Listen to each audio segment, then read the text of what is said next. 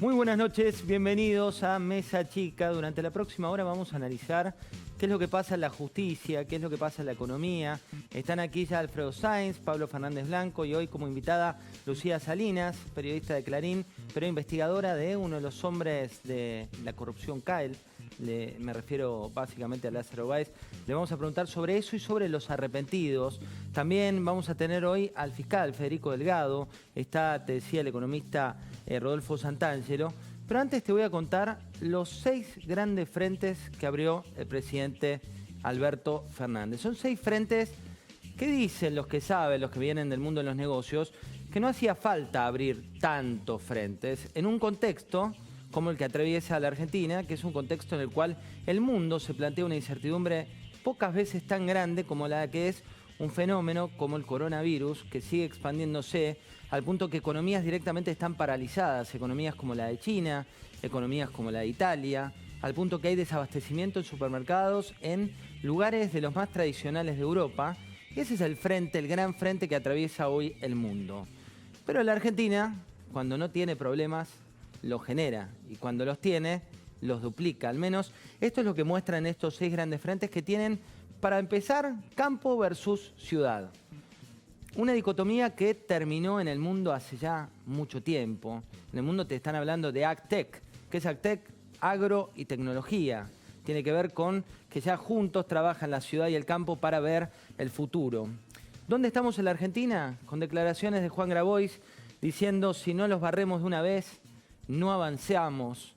Declaraciones de gran parte de los dirigentes más extremos del Frente de Todos. No te hablo del albertismo, sino que te hablo de lo más profundo del kirchnerismo, con fuertes frases, desconociendo qué es el campo en esta dicotomía de campo versus ciudad. El campo es 30 cadenas de producción de nuestro país. El campo son $63,7 de cada $100 que ingresan. El campo son, como investigó allí Cristian Mira, nuestro editor del suplemento Campo, son cerca de 65.115 millones de dólares solamente de exportaciones, de las cuales 41.000 millones se generan por granos, por carnes, por aceites. Son 6 de los 10 complejos exportadores más importantes del país. Son 2 de cada 10 puestos de trabajo que se generan. Ya no es esta particularidad de decir vamos contra el campo, luchemos contra el campo. El campo es básicamente la Argentina, 10% del PBI, del Producto Bruto Interno, 11% de la recaudación, y es un enemigo innecesario en uno de los grandes frentes que eligió el presidente Alberto Fernández. ¿Por qué te digo innecesario? Porque en realidad lo que hicieron con la suba de retenciones en un contexto como el que atraviesa el mundo es casi cambiar la plata. Sin embargo, a nivel político, esa pelea dijo mucho, y te voy a llevar a ver una frase del día de hoy de Alberto Fernández que tiene como protagonista el campo. Fíjate lo que dice al momento de justificar, y si no te trae cierto déjà vu de la expresidenta y actual vicepresidenta Cristina Fernández de Kirchner. Me duele mucho la intolerancia de los que no entienden y a veces hacen paros raros. Pero paciencia, entenderán. Siempre digo lo mismo. No tenemos a los medios, pero tenemos la razón. Y si tenemos la razón, la gente nos va a acompañar. No tenemos a los medios, tenemos la razón, cambiamos la plata en un escenario en el cual la soja ya no es lo que era, en un escenario en el cual te contamos varias veces el tema de lo que está ocurriendo con el petróleo a nivel internacional, y en un escenario en el cual basta revisar los datos del INDEC para entender que hay menos, un 25% menos de superficies activas en la Argentina. Te hablo de explotaciones agropecuarias como las mide el INDEC, por la situación que se generó en la última crisis, justamente que tuvo como protagonista a la expresidenta de la Nación y actual vicepresidenta.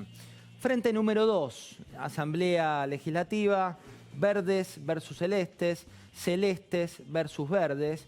Y acá, ¿por qué te hablo de un frente cuando hablamos del proyecto de legalización del aborto? Por 2 cuestiones, porque la Argentina está dividida en este tema.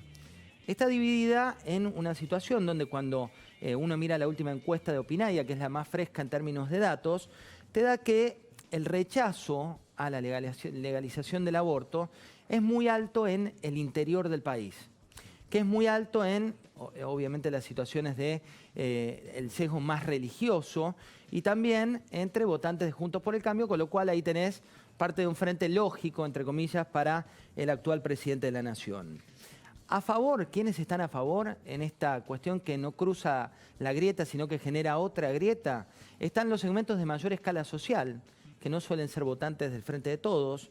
Están los frentes de izquierda, parte del Frente de Todos. Están las grandes ciudades, no así el interior de la provincia de Buenos Aires, lo cual supone una nueva dicotomía, una nueva disyuntiva para el gobernador de la provincia de Buenos Aires, te hablo de Axel Kicillof. El norte del país directamente se opone. La ciudad de Buenos Aires tiene la mayor aceptación. Cuando uno mira la provincia de Buenos Aires, te decía, el interior se opone. El centro, Cuyo y Sur tienen 46 al 41%.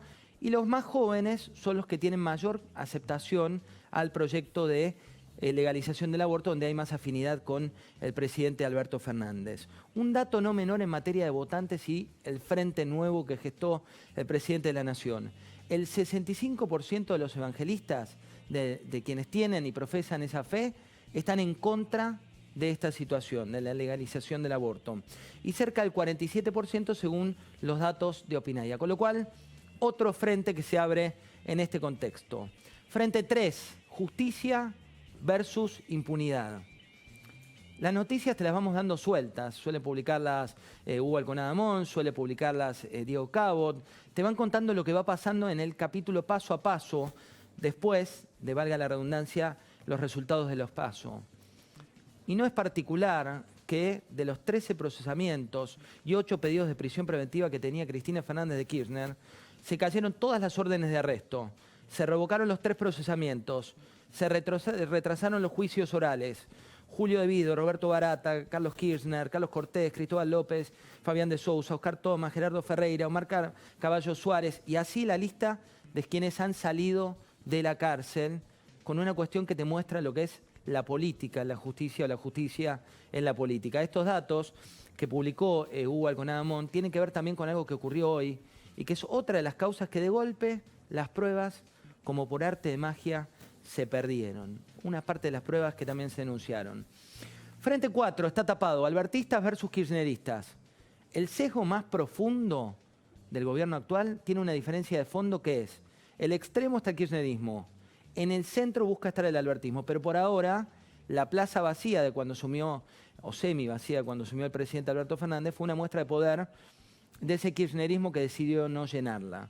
Fue una muestra de poder de la vicepresidenta de la Nación diciendo, ojo Alberto, ojo presidente, los votos todavía son míos.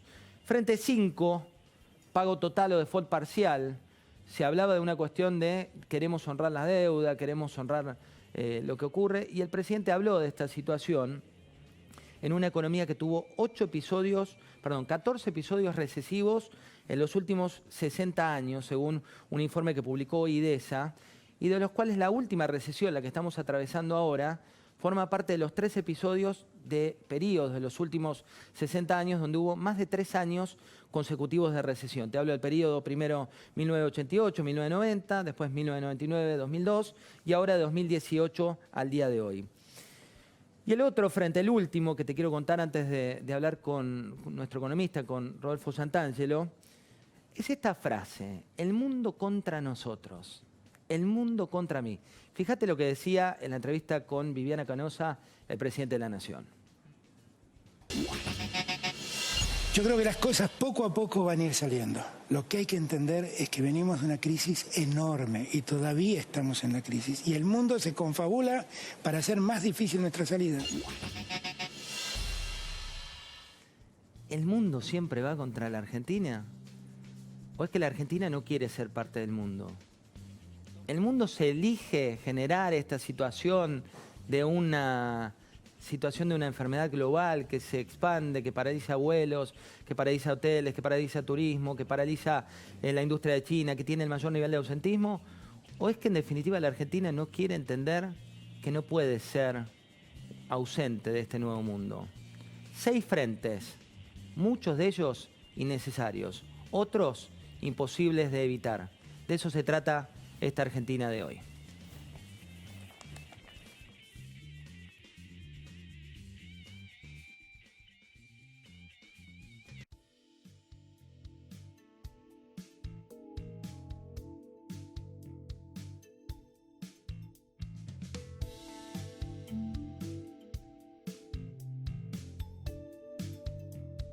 Primero le damos la bienvenida a la dama, Lucía Salinas. ¿Cómo andás? Bienvenida. ¿Qué tal? Buenas noches, gracias por la invitación. ¿Qué nos vas a contar hoy?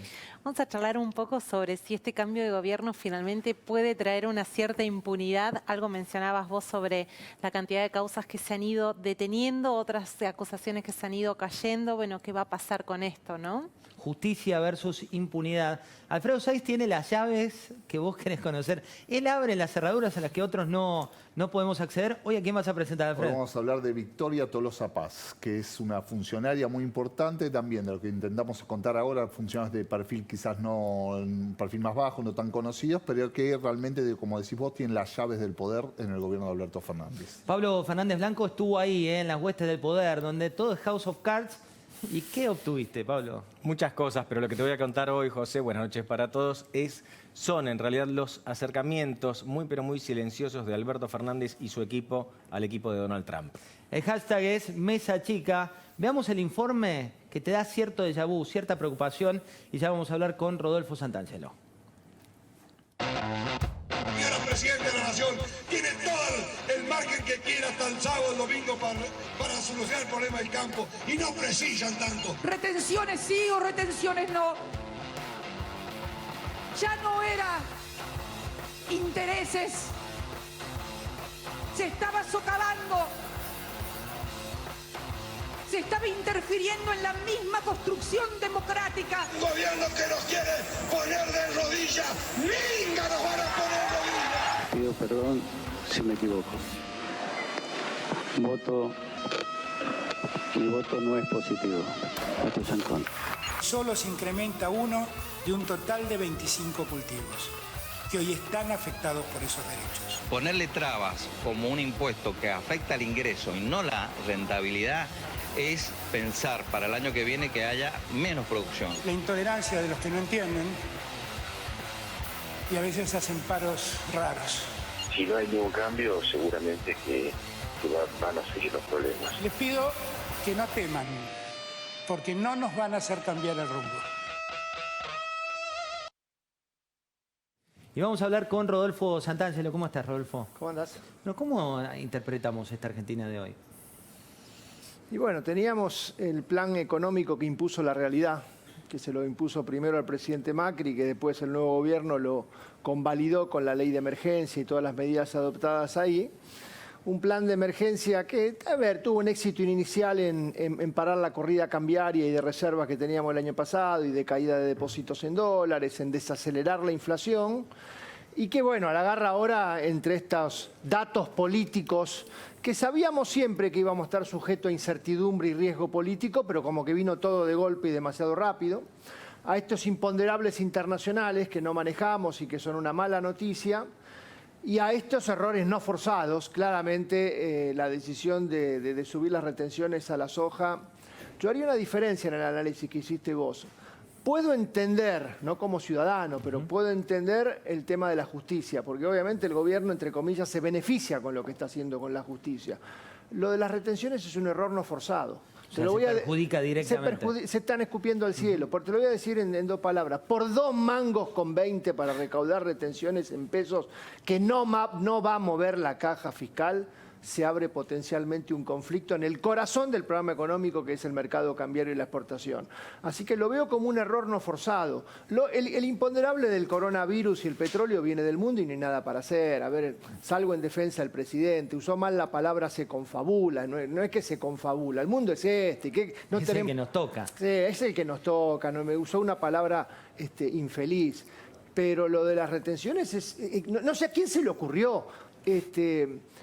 Y no adopto una actitud ideológica. O sea, yo soy un tipo pragmático que si vos me preguntás en Argentina tiene que haber retenciones a las exportaciones hoy, te digo sí, tiene que haber retenciones, porque no se puede financiar el gasto público de otra manera. Lo que no puede haber es 33 puntos en un momento donde el precio internacional es $300, porque el kirchnerismo tuvo en todo el periodo 2011-2015 35 y hasta 39% de retenciones, pero cuando valía $500 la soja. Era otro mundo. Era otro mundo. Entonces el que hizo esta medida no mira los números. O sea, o estamos en presencia de un gobierno político, ideológico, que se mueve como Mr. Magoo, a ciegas y sin saber qué hace, o se equivocaron de una manera burda. Cuando uno ve el riesgo país, que volvió a ser protagonista, lees esa pantalla que va subiendo, también está esta grieta que en su momento le decían a Macri es tu culpa, Macri decía es culpa de los que vienen. ¿Qué nos dice el riesgo país? No, a ver, el riesgo país de 2000 y pico dice que hay una fenomenal incertidumbre sobre cómo termina el tema de la deuda. O sea, como que vos decís, y va a haber fumata blanca con la deuda y está 50-50. O sea, no hay claridad. Porque no hay claridad de lo local, porque el gobierno en esto está jugando al póker y no muestra las cartas, eventualmente algún día las mostrará. Sabremos cuál es la oferta, ¿no? Hasta ahora no la sabemos, que sí, vienen los fondos del exterior y se le da una clase universitaria como si estuviéramos en la facultad. Entonces, ¿para qué vinieron la gente de Nueva York a discutir eso? Pero les doy la derecha de que, bueno, de repente en 2 semanas, en 3 semanas, o cuando sea, sabremos cuál es la oferta. Otra parte por el mundo. Te digo igual que si tenemos un poquito de paciencia, la variable relevante va a ser la tasa de riesgo país post-acuerdo. Porque la de hoy es casi, te digo, irrelevante, salvo que estemos yendo al default. Si estamos yendo al default, el error no forzado de las retenciones va a ser un poroto al lado del error no forzado del default. ¿Qué pasa con los países que van a default? No, perdemos un montón de tiempo como mínimo. O sea, déjame hacer una imaginación, esto no me consta. Pero yo creo que la actual administración, si pudiera volver en el túnel del tiempo, le hubiera gustado que la administración Macri declare el default en el 2018 en vez de llamar al fondo. Que hubiera tenido un Remeslenikov, al hijo de Remeslenikov, que haga el trabajo sucio. Y ahora venían y entonces la deuda no la arreglaban más y te tomaban 5 años para arreglar la deuda. Como la deuda está performing, se dice en inglés, o sea, todavía se está pagando, más allá del reperfilamiento y todas estas desprolijidades, la deuda se está pagando, vence un cupón y vos cobrás, sobre todo la deuda de ley internacional. Entonces si la defaulteás, el problema lo tenés vos. El problema lo tiene porque todavía no está blanqueado. O sea, cuando alguien dice ya defaulteamos, mentira, ya defaulteamos. Si llega a haber default, agarrate. Ahora, si va a haber acuerdo, la variable relevante entonces va a ser la tasa de riesgo país post-acuerdo, de los nuevos bonos, y ahí va a ser central eso. Así que yo te diría, el 2000 y pico, salvo que esté reflejando que vamos al default, me interesa menos que otras cosas. El presidente dice que hay un plan económico y que todos lo conocen. Tiene razón. ¿Cuál es ese plan? El que tenemos. ¿Qué es? Y es el control de cambios, el aumento de impuestos, la política monetaria expansiva, de darle a la maquinita y bajar la tasa de interés, y la reestructuración de la deuda. Son los 4 jugadores. ¿Eso cómo termina? A ver, la vida no termina, siempre continúa, sigue. Es muy importante el arreglo de la deuda. A ver, es como que si la deuda se arregla, y se gana tiempo. Si la deuda, vamos al default, volvemos a foja cero y hay que empezar todo de vuelta. Si la deuda se arregla, y es un programa que puede tener éxitos transitorios, de tener una inflación. A ver, ¿a qué le llamamos en Argentina éxitos transitorios? A que la inflación de 35% anual. Entonces, viene un suizo y me escucha y me dice, está loco este muchacho. Pero como venimos de 50, éxito transitorio sería que después de 2 años de caída del PBI, este año dé un cerito. Un cerito, hay más o menos algo cerito. Que se dibuje una letra L, y a lo sumo una jotita invertida, que se vendan 2 botellas más de agua mineral de consumo, alguna cosita así. Eso sería hoy exitito. De emergencia puede funcionar, lo que pasa es que es un plan que se va a ir agotando en el tiempo. Acá, si creemos que el éxito inicial, definido como lo acabo de definir, es permanente, no la ponemos de sombrero en algún momento en el futuro. Pero inicialmente, dado que el dólar de 60 está bien, el paralelo de 80 es caro, no había un mango en la calle porque la economía se había desmonetizado, el gasto público lo había licuado a la inflación, pegaron el impuestazo, si reestructuran la deuda, inicialmente podemos tener un año menos malo que los últimos 2. Alfredo Sainz tiene una pregunta para hacerte. Sí, Rodolfo, con el tema del coronavirus, ¿por dónde crees que va a impactar más en la Argentina, en la economía argentina? Bueno, obviamente la primera cosa que no sabemos es cuánto va a durar esto, ¿no? Si esto es una cosa que cuando venga el calor en el norte se supera, es una cosa. No sabemos cómo va a impactar cuando venga el frío a nosotros. Sí. O sea, que no vaya a ser que Buenos Aires en julio sea como Roma hoy. Dios lo pedimos, por favor, ¿no?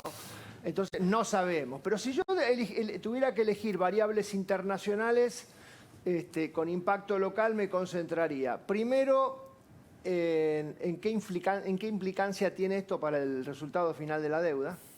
Si el ministro Guzmán hoy llama a Nueva York a los fondos y le dice, vamos a hablar de la deuda, y dice, no, hoy estoy con 500 problemas, vení mañana, no vengas. Un tema.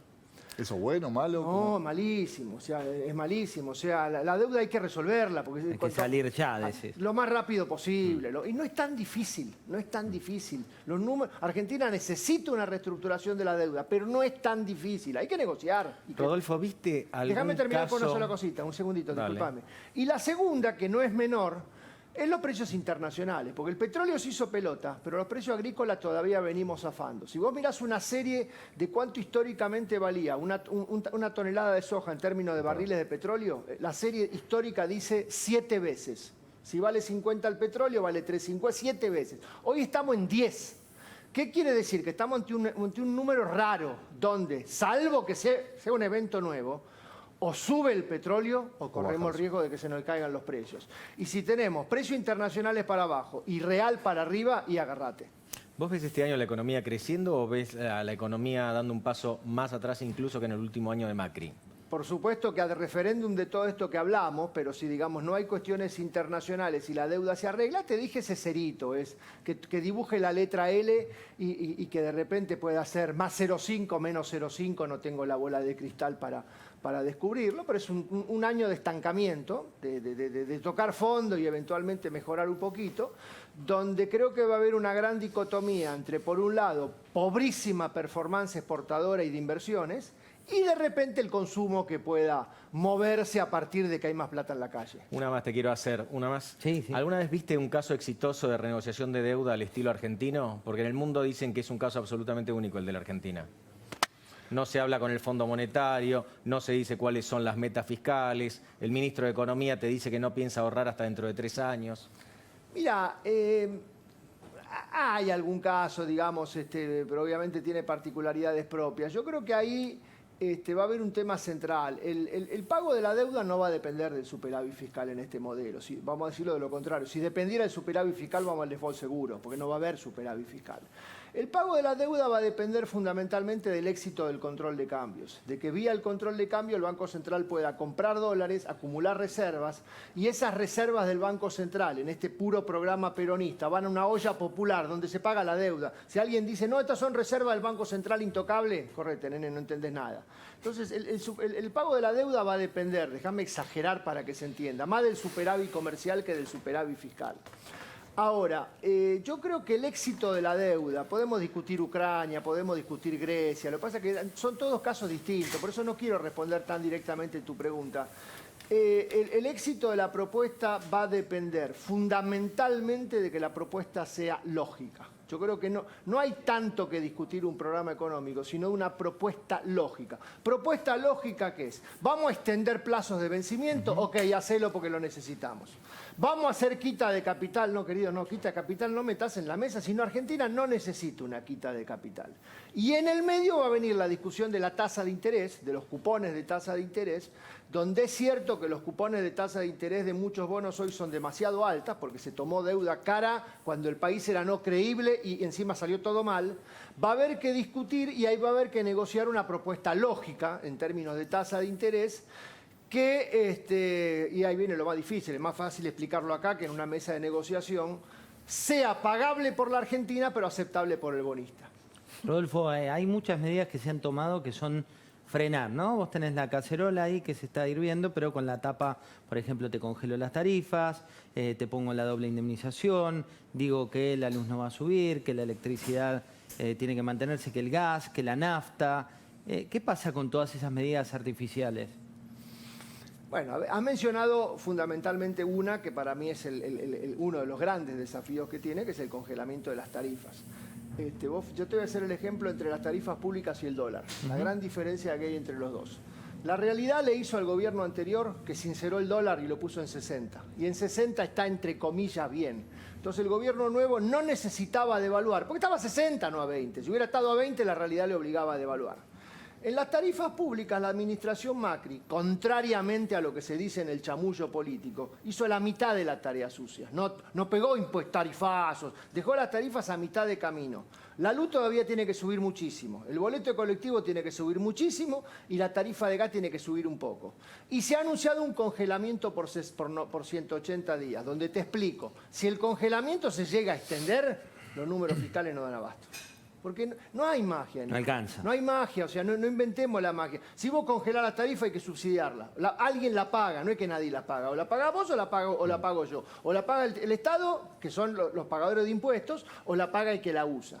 Por supuesto que puede haber excepciones de tarifa social, el más pobre, el que más lo necesita, el que toma 3 colectivos, pero tienen que ser excepciones. Y ahí viene el problema político-económico, porque hoy el tipo de cambio, el Banco Central lo mueve 2% por mes. Y alcanza. Moviendo el dólar 2% por mes, no hay problema. Las tarifas públicas no se pueden mover 2% por mes, va a haber que ajustarlas. Y ese anuncio está pendiente. Yo te diría, me parece que en el anuncio de las tarifas públicas de antes de mitad de año y en el anuncio de los aumentos previsionales de la cuota de junio y de septiembre, se va a jugar gran parte de lo que estamos discutiendo. Después vienen a ver la doble indemnización, un tema laboral, que obviamente, qué sé yo, se puede extender. No te voy a decir que no es relevante, pero es un tema.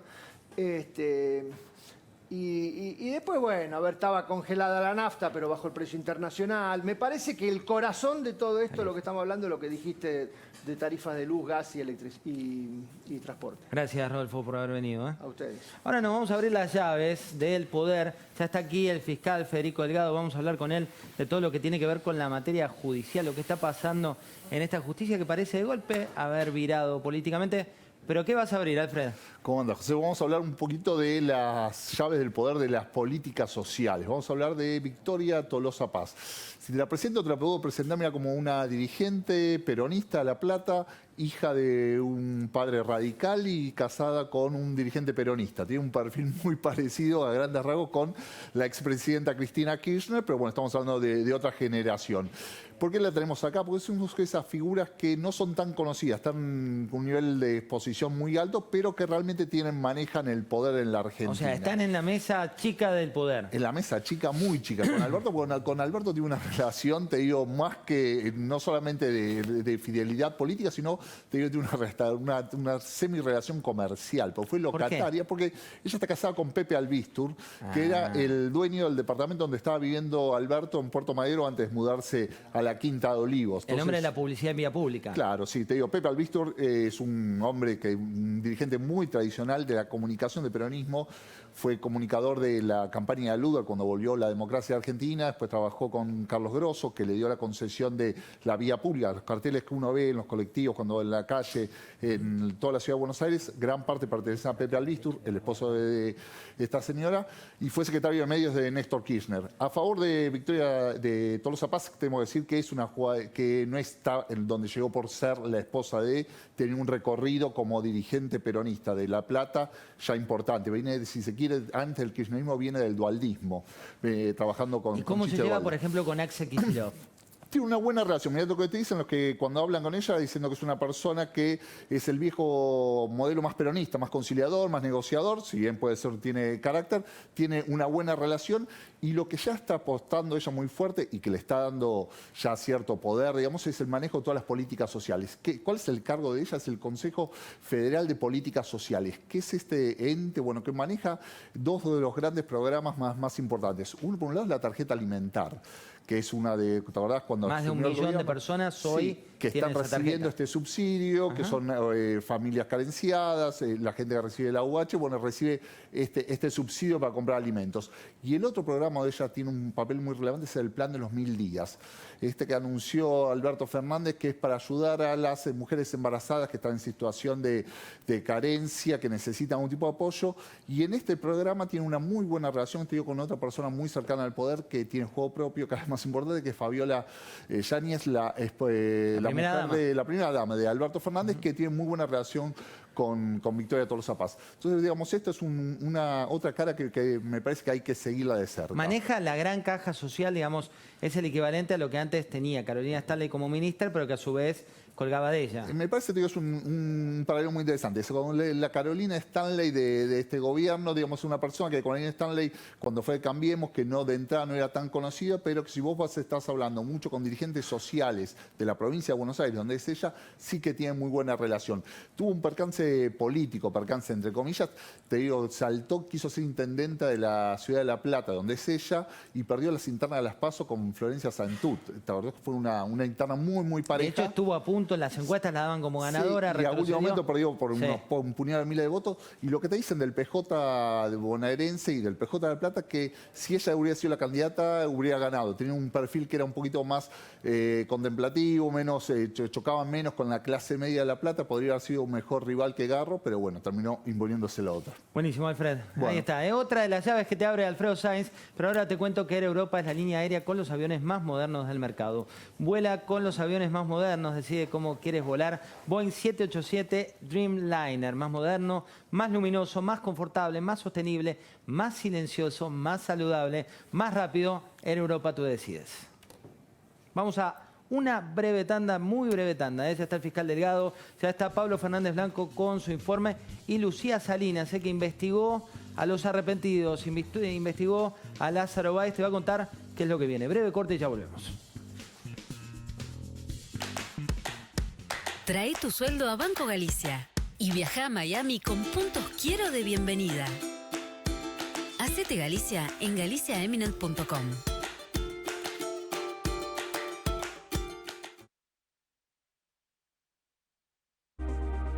Newmark Knight Frank, un nuevo panorama en real estate.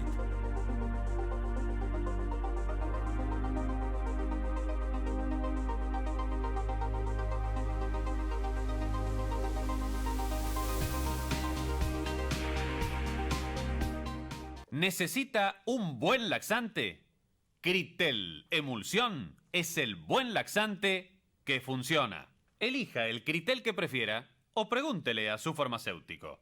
Critel, el buen laxante que funciona. Critel, el buen laxante de Montserrat y Eclair. En Carrefour, 6 días de ofertas. Hasta el lunes, 70% de descuento en la segunda unidad en marcas de aderezos, salchichas y rollos de cocina. Con Mi Carrefour, 50% de descuento en la segunda unidad en marcas de gaseosas, aguas y jugos. Y mucho más en carrefour.com.ar. Vuelve la actualidad en la mirada de uno de los mejores analistas políticos. Hay que avisarle a los policías de la zona que hay narcos que pagan por ese tipo de impunidad. Todos los lunes volvemos a encontrarnos con Carlos Pañi en Odisea Argentina. La Nación Más. Periodismo de calidad. En Stella Artois, todos los meses llevamos una botella a Leuven, Bélgica, su lugar de origen, para que un experto controle su impecable calidad. Qué topetitud. Pero en esta ocasión la vas a poder llevar vos. Postulate en promotopetitud.com.ar. ¿Volviendo a casa? Ya sé. Me vas a decir que necesito un seguro de vida para proteger a mi familia por si me pasa algo. Eso es verdad. Pero te iba a decir que lleves a tus chicos a la plaza. El día está hermoso. Hagan un picnic. A los míos les encanta eso. Puede ser. Prudential Seguros. ¿Cuántos años tienen tus hijos? Bianca 4 y Tommy 2. Ay, qué lindo. Si te duele, que sea de risa. Para todas las demás molestias, existe Sertal. El antiespasmódico que alivia malestares estomacales, dolores menstruales, digestivos y espasmos intestinales. Sertal. Qué felicidad sentirse bien.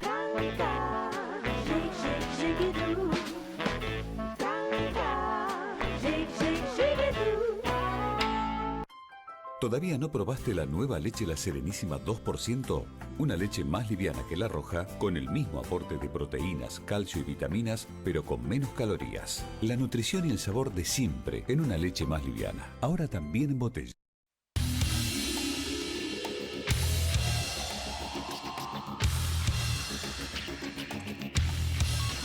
Si tenés un emprendimiento y sos Movistar Negocios, presta atención a los beneficios que tenemos para vos. Contás con un asesor exclusivo para responder todas tus consultas. Test Drive para que puedas acceder a 30 GB gratis por 3 meses. Movistar Play para mirar las series y películas gratis y mucho más. Ingresá a negocios.movistar.com/beneficios para saber más.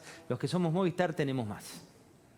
Los que somos Movistar Negocios tenemos un asesor personalizado exclusivo para vos que resuelve todas tus consultas. Tenemos series y películas gratis. Tenemos roaming gratis en el plan de 15 y 20 gigas. Podemos pasarnos gigas. Tenemos test drive. Tenemos beneficios, descuentos y mucho más. Los que somos Movistar tenemos más.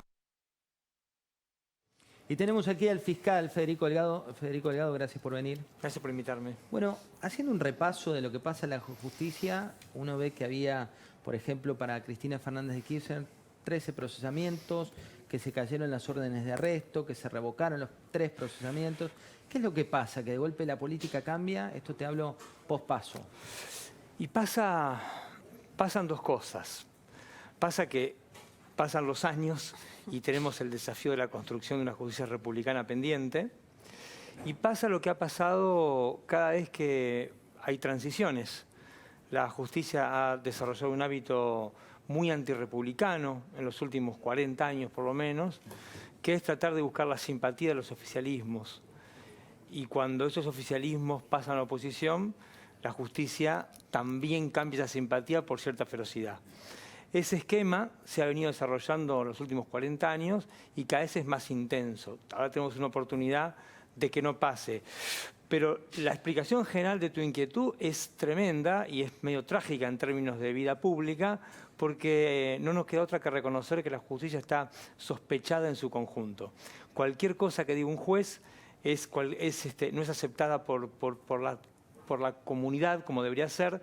Un sector la tironea para su lado, el otro sector la tironea para el otro, pero el resultado final es que las palabras de los jueces, que es el único capital que tienen, un juez o un fiscal no tiene otro capital que su palabra, lo que él dice tiene que ser creíble. Unos ganan, otros pierden, unos festejan, otros se enojan, pero le creen y lo aceptan. Eso lo hemos perdido y estamos inmersos en un clima de sospecha que lo que genera además es una espiral de violencia porque radicaliza posiciones.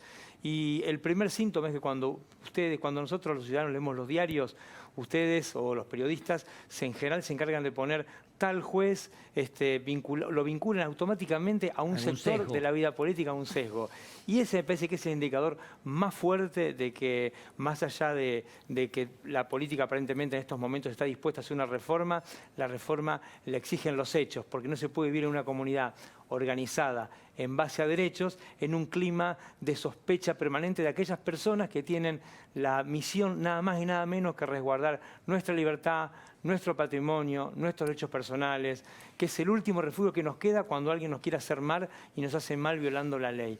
Entonces me parece que estamos en una situación límite porque está sospechada la justicia laboral, la justicia comercial, la justicia civil, la justicia penal. Y Comodoro Pi por ahí es un poco el foco simplemente por la naturaleza de los hechos que ahí se discuten, pero la sospecha es generalizada. Entonces me parece que la oportunidad que tenemos es muy importante porque se mezcla con un escenario de crisis general y las crisis también son oportunidades. También se da una particularidad, por ejemplo, cuando sale de la cárcel Julio De Vido, una dirigente de Frente de Todos, me refiero a Fernanda Vallejos, dice, ahora vamos por Amado.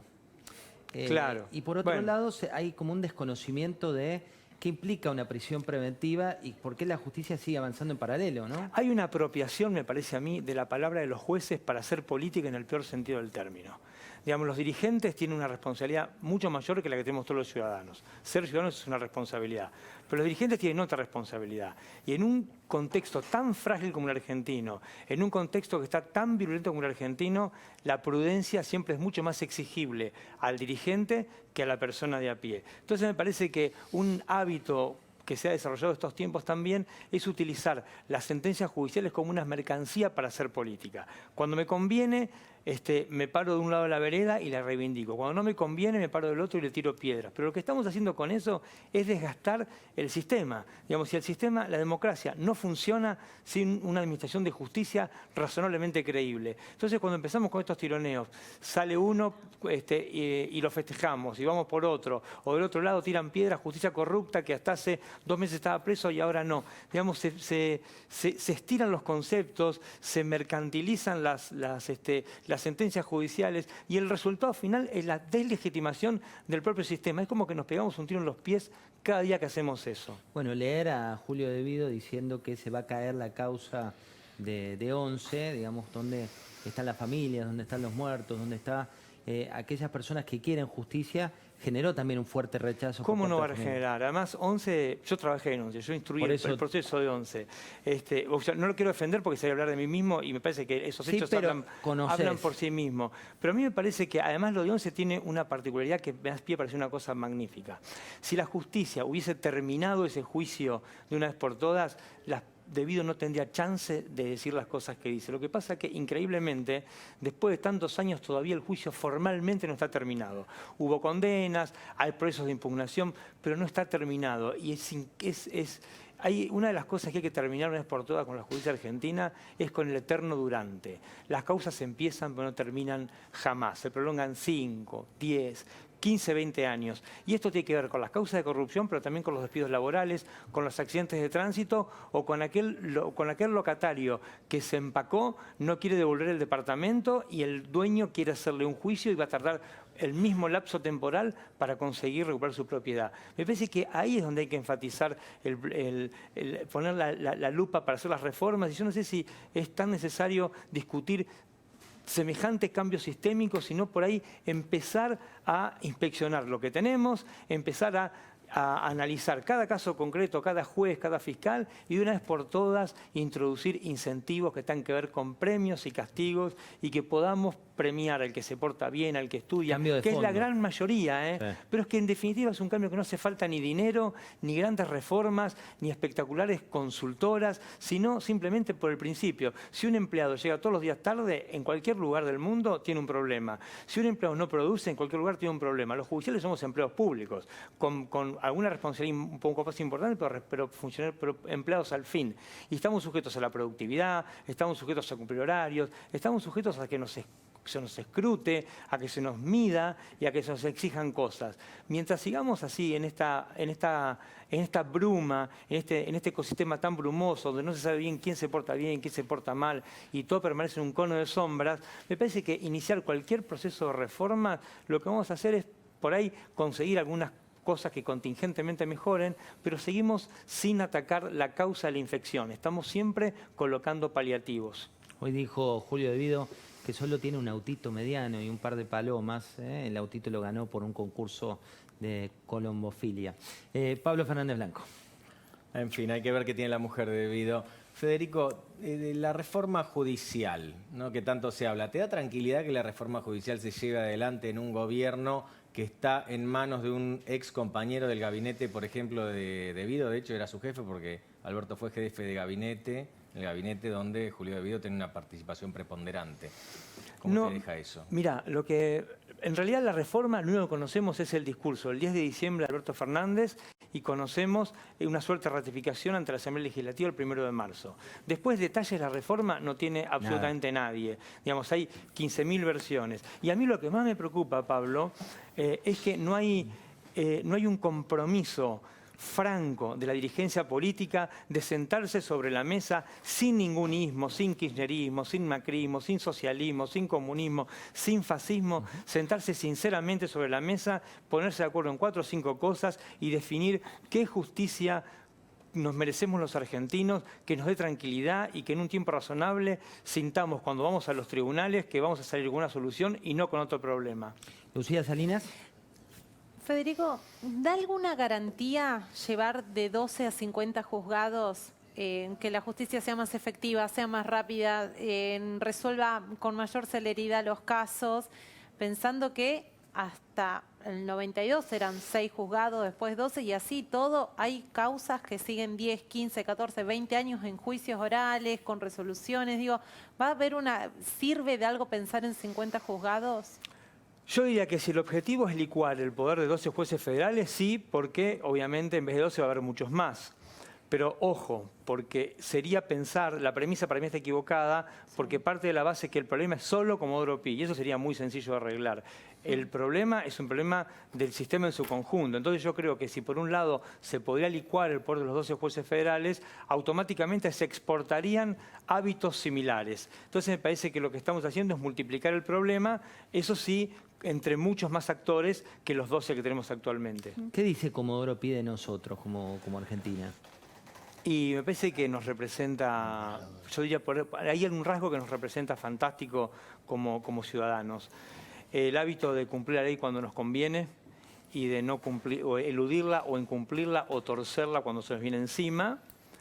Y después esta cuestión de no atacar nunca los problemas de fondo, no reconocer que tenemos un problema de fondo y siempre tratar de colocar parches. En vez de cambiar la cañería de la casa, la vamos cambiando por tramos, aunque sepamos que la cañería en su conjunto es vetusta, que está oxidada, que está vieja y que hay humedad por todos lados. Hay un debate profundo sobre las prisiones preventivas en la Argentina, sobre su uso y también una utilización política de decir que como tal prisión preventiva pudo haber estado mal hecha, como que la causa ya no existe. ¿Eso es local?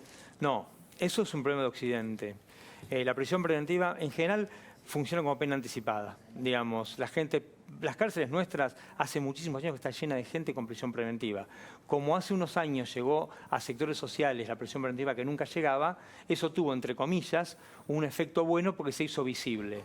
Pero felizmente eso ahora es más difícil que pase, porque en noviembre del 2019 entró en vigencia una ley sancionada en el año 2015 que reglamenta un poco el dictado de la prisión preventiva y a los jueces les quita la discrecionalidad que tenían con anterioridad. Entonces me parece que se vuelve un poco más restrictivo, está sujeto a otras condiciones, hay que justificar otros modos, pero en cualquier caso lo que tiene que haber son juicios que a una persona le digan, señor, usted es inocente, le pido disculpas, se va a su casa, señor, usted es culpable, va a estar tanto tiempo en prisión en un tiempo rápido. Lo peor que nos puede pasar como sociedad es vivir en ese estado de sospecha permanente, de estar preso preventivamente porque quizá algún día me van a juzgar.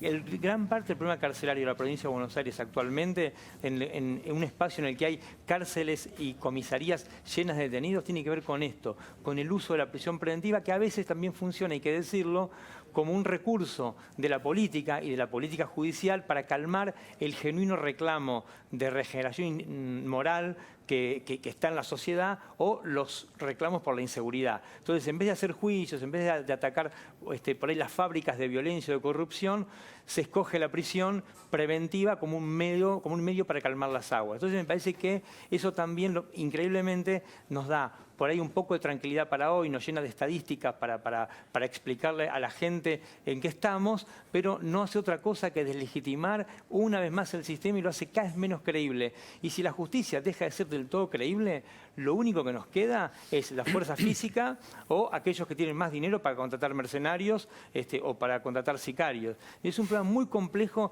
al que la política no le presta la atención que debería, porque incluso las inversiones que tanto necesitamos no van a venir nunca en un país que no puede garantizar que un contrato se firma un día y si ese contrato no se cumple, la justicia en breve tiempo va a decir que esto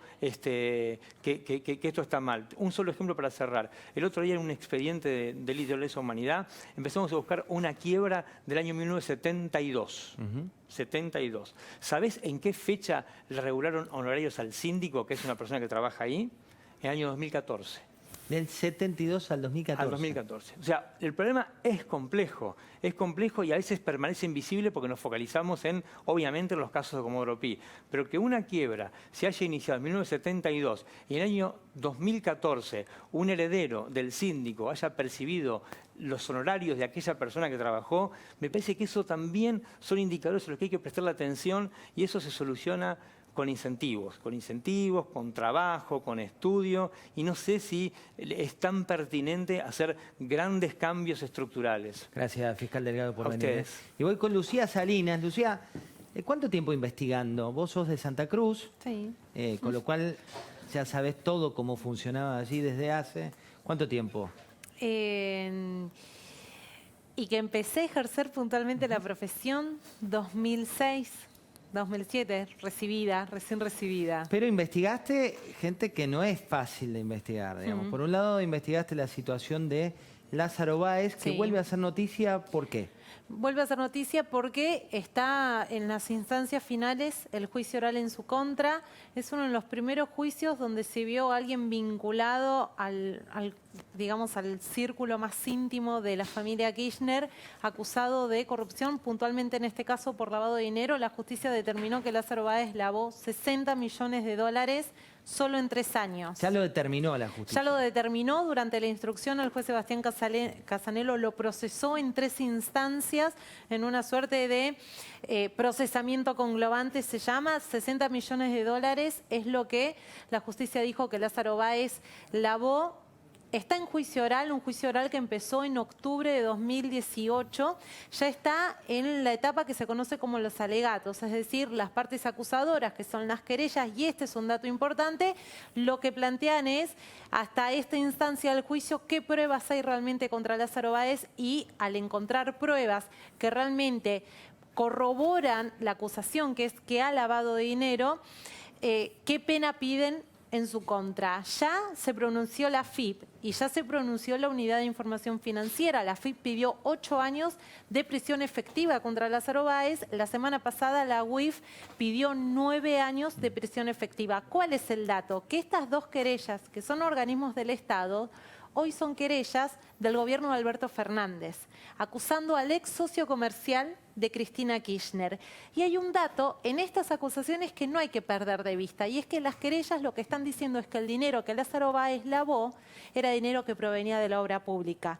Justamente el juicio que Lázaro Báez comparte con Cristina Kirchner, la vicepresidenta de la Nación. Con lo cual también hay que seguir el camino de las pruebas. Exactamente, porque mañana quien empieza a alegar en contra de Lázaro Báez es la Oficina Anticorrupción, otro organismo del Estado, y habrá que ver si efectivamente también piden una pena como la que vienen pidiendo los demás organismos. Después hay que entender que quien alega, quien acusa es la Fiscalía, después las partes tienen la posibilidad de defenderse y finalmente la palabra final la tiene el tribunal.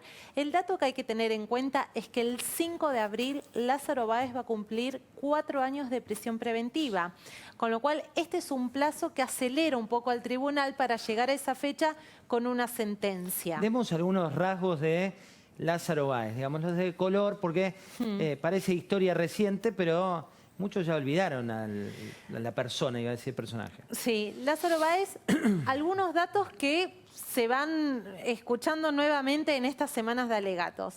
No era empresario de la construcción, un rubro complejo si lo hay, y pone activa Austral Construcciones, su firma insignia, solo 12 días antes de que Néstor Kirchner jure como presidente de la Nación. A partir de 2004 empieza a recibir los primeros contratos y de 2004 en adelante hasta 2015 aproximadamente, que cierra el periodo de la investigación, Lázaro Báez, según la justicia, recibió 51 contratos viales que representan cerca de 46.000 millones de pesos. El 46.000 millones de pesos, digo, un número... Un número importante. Muy. Un número importante porque hay una auditoría que es una prueba central en la causa que determinó que el 50% de esas obras nunca se concluyeron, pero se cobraron. Y que al menos en una pericia que pidió la propia Cristina Kirchner y también Lázaro Báez antes de que inicie el juicio, sobre 5 casos testigos se determinó que Lázaro Báez cobró entre 170 y 210 millones de dólares de sobreprecios, solo en 5 obras. 170, 200... Las cuentas uno las va haciendo, sí, pero... Y el dato es, hoy Austral Construcción es una empresa que está en proceso de quiebra, una empresa que durante 12 años solo tuvo un único cliente, que fue el Estado Nacional.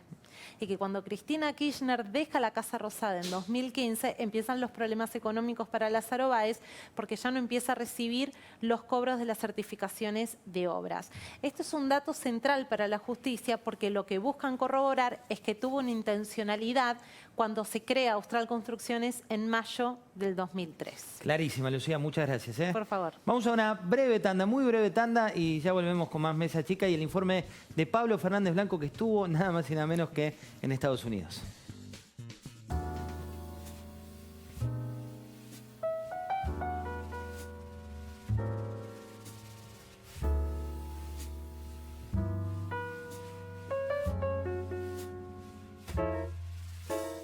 ¿De dónde viene la energía que mueve a un país?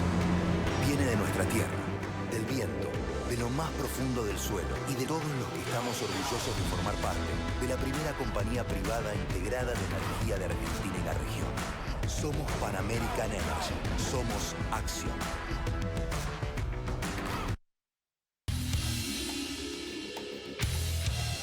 Hito presenta el Comfort Sale, hasta 40% off y 12 cuotas con todas las tarjetas. Visita nuestro showroom y conoce más de 200 productos diseñados para el confort. Compra online en divanlito.com. En Stella Artois, todos los meses llevamos una botella a Leuven, Bélgica, su lugar de origen, para que un experto controle su impecable calidad. Pero en esta ocasión, la vas a poder llevar vos. Qué topetitud.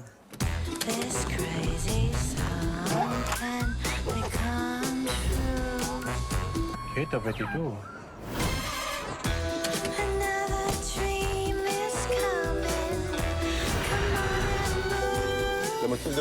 Un trabajo que te lleva a Leuven, Bélgica, a hacer el control de calidad de Stella Artois es la topetitud. Qué topetitud. Postulate para viajar en promotopetitud.com.ar.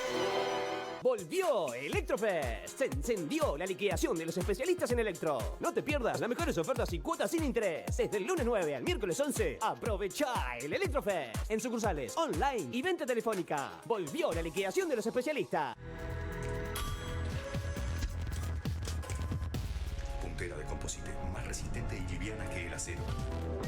Calzado super liviano. Tecnología tridensidad. Calzado de seguridad Sneaker. Ombu, nuestro liderazgo a tus pies. Trae tu sueldo a Banco Galicia y viaja a Miami con puntos Quiero de bienvenida. Hacete Galicia en galiciaeminent.com. ¿Necesita un buen laxante?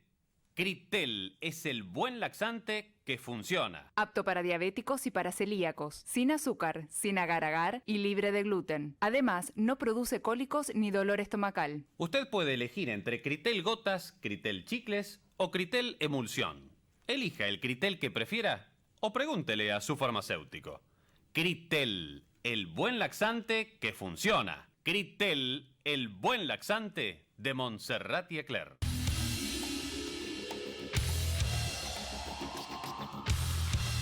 Y acaba de regresar de la zona de House of Cards. Sí, algo así, José. Digamos de la meca del poder mundial.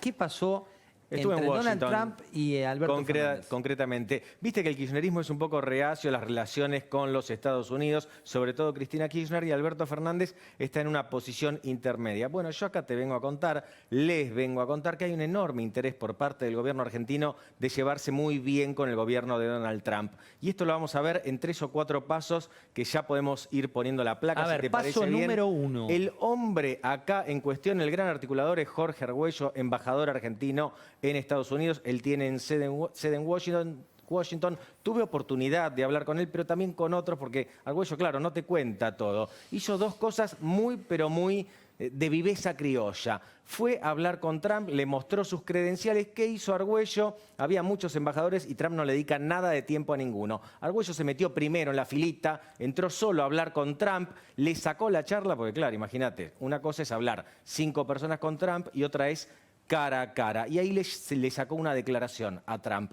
Primera avivada de Argüello. Segunda avivada de Argüello, va a hablar con Mike Pompeo, el titular del Departamento de Estado, algo así como la Cancillería. El nombre fuerte que le dicen. Claro, para el resto del mundo, sin dudas. Tenía agendada una entrevista de 10 minutos, Argüello con Mike Pompeo. ¿Sabes cuánto se quedó hablando? ¿Cuánto? 40 minutos. Bravo. Y Argüello se quedó muy contento porque Pompeo le había dado bolilla. Es decir, la Argentina está interesada. Primer punto. Segundo punto, atención con esto. Después de las elecciones del 27 de octubre pasado, hay una gestión de Alberto Fernández con Nicolás Maduro. ¿Qué ocurre? Hay ejecutivos de una empresa que se llama Citgo. Citgo es la empresa venezolana en Estados Unidos que vende combustibles a nombre de PDVSA, Citgo. Dicen que habían traicionado a la patria. Decía esto Maduro. Estaban en prisión en Caracas en condiciones, dicen, poco humanas. La gente del gobierno norteamericano, Alberto Fernández llama a Maduro, los ponen en arresto domiciliario. Esto le abrió los ojos así a la administración de Trump. Tenemos otros más. ¿Cuál es el otro punto? Por ejemplo, te voy a dar el más importante. Se están negociando votos de la Argentina en el organismo que regula las patentes a nivel mundial. ¿Sabes cuánto le importan las patentes a la Argentina? ¿Cuánto? Nada, pero a Estados Unidos le importan muchísimo. Así que toma y daca, este es el acercamiento. Gracias, Pablo. Lo vos. extrañamos la semana pasada. Yo también. Bueno, y ahora no sé si tanto, porque estaba allí por Estados Unidos. Los dejamos con lo que el día se llevó. Gracias por haber estado del otro lado. Nos reencontramos el domingo a las 21 por la pantalla de La Nación Más.